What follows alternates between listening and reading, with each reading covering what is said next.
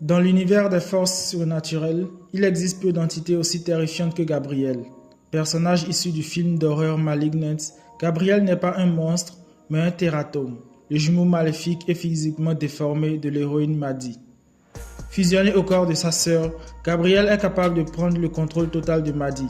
Cela lui confère une force et une durabilité totalement anormales, le rendant capable de prouesses physiques surhumaines. Il agit par pure malice et est capable d'influencer les appareils électriques afin de communiquer à travers la radio ou la télévision. Mais qui pourrait affronter et neutraliser cet être maléfique? Chers amis Grimsters, nous sommes ici aujourd'hui afin de mettre au défi notre Grim préféré Nick Burkhardt. Comment notre détective de Portland aurait réagi s'il faisait partie du poste de police attaqué par Gabriel? Tout d'abord, faisons un peu de power scaling, comme le disent les anglophones. Nous allons commencer par définir les prouesses physiques des deux protagonistes. Il s'agira de quantifier 4 caractéristiques: la force, la durabilité, l'agilité et la vitesse de déplacement. Et pour finir, nous estimerons leur niveau d'expérience et de génie tactique afin de définir qui sera le vainqueur de ce versus. Nous allons commencer par Gabriel. Tout au long du film, il a eu de nombreuses prouesses physiques surhumaines, mais la plus impressionnante est la perforation de l'abdomen d'un être humain d'un coup de poing.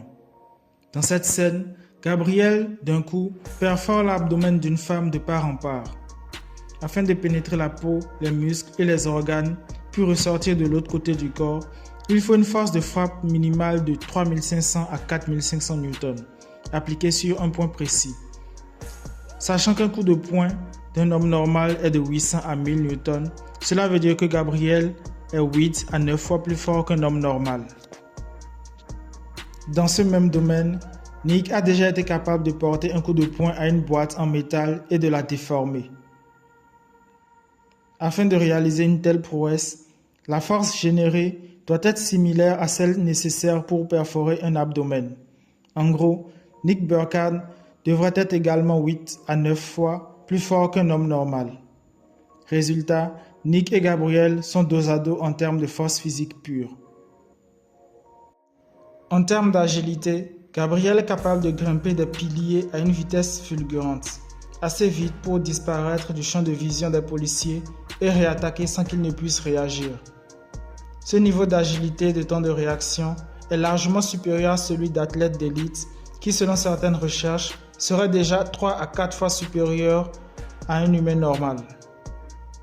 Par conséquent, nous allons attribuer à Gabriel une agilité et un temps de réaction 7 fois supérieur à un être humain non entraîné. Quant à Nick, l'une de ses preuves d'agilité et de vitesse de combat les plus notables est la neutralisation du Jinamuro Junte, un vaisseau mouche qui bouge si vite qu'il donne l'impression de se téléporter d'un point à un autre sur une courte distance. Nick a réussi, étant aveugle et ne se dirigeant qu'au son, à neutraliser ce vaisseau. Cela est toujours au-dessus d'un athlète d'élite, mais moins impressionnant selon moi que Gabriel. Je dirais donc que Nick dispose d'une agilité et d'un temps de réaction 6 fois supérieur à celle d'un être humain normal. En gros, dans le domaine de l'agilité et de la vitesse de combat, Nick est légèrement en désavantage avec un score de 6 à 7 en faveur de Gabriel.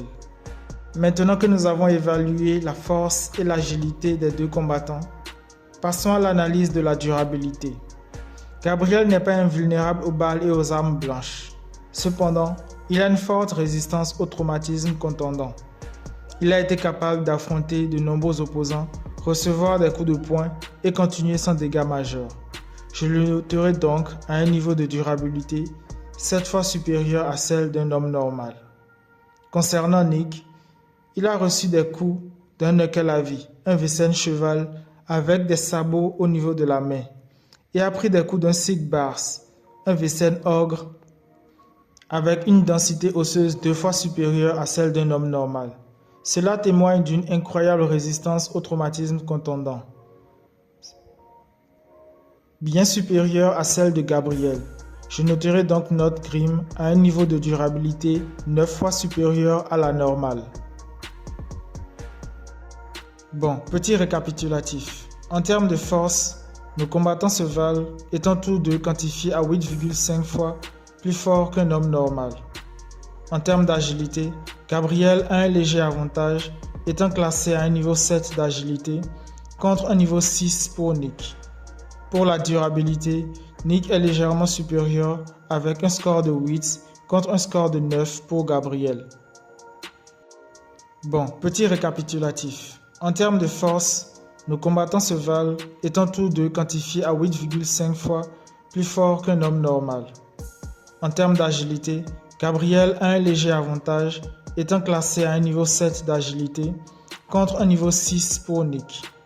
Pour la durabilité, Nick est légèrement supérieur avec un score de 8 contre un score de 9 pour Gabriel. La différence se fera à l'expérience et au génie tactique. Et dans ce domaine, je considère personnellement Nick supérieur.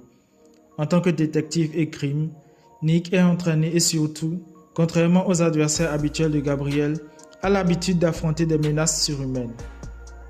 Il ne sera pas surpassé par l'agilité de Gabriel ni par sa force. Cela pourra même surprendre ce dernier et donner une chance à Nick de prendre le dessus et de le neutraliser. Mon verdict, Nick, vainqueur. Voilà mon verdict. Nick Burkhardt gagne ce combat, non pas par la force, mais grâce à son instinct impitoyable de crime. Êtes-vous d'accord? Laissez votre avis en commentaire et n'oubliez pas de vous abonner pour ne rien manquer de nos prochains Power Scaling Crossover.